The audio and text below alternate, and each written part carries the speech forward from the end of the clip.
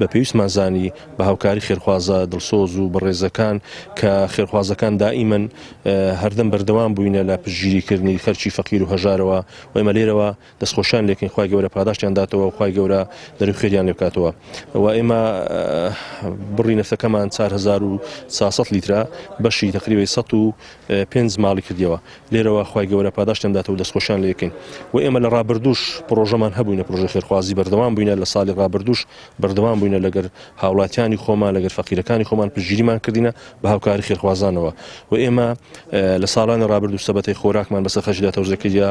قوربانیمان بەسەر خەرجدا تەوزیع کردیەوە جلوبەرگ و هاوکاری نەخۆشمان کردیا هاوکاری خەرکی فەقیر و هەژارمان کردیا و لە ساڵی ڕابردوودا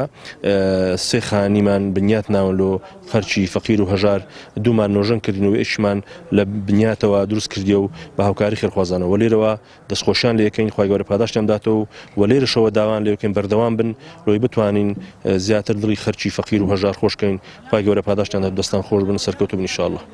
بسم الله الرحمن الرحیم. پێشەچی بە خێرهاتنی کەناڵی پەیام ئەکەین لۆ دەڤەری خەلیفان ئەنجومەنی کۆمەڵی ئیسلامی دەستخۆشی لە ئەنجومەنی کۆمەڵی ئیسلامی ئەکەینکەوە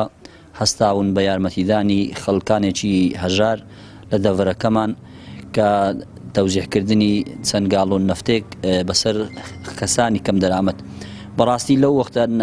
زروف و وەختە ناخۆشەدا دەستخۆشیان لێەکەین و دەستخۆشی لە خێرخوازانەکەین لە ڕێگەی ئەنجومەنی کۆمەڵی ئیسلامی خەلیفان داواکارین لە خوای پەروەردگار خوا پاداشیان بداتەوە و کەسانی خێرخواز و کەسانی دەوڵەمەندیش چاویان لێ بکەن و خوای پەروەردگار لە دنیا و لە قیامەت نمونەیان زیاد کە و پاداشیان بداتەوە.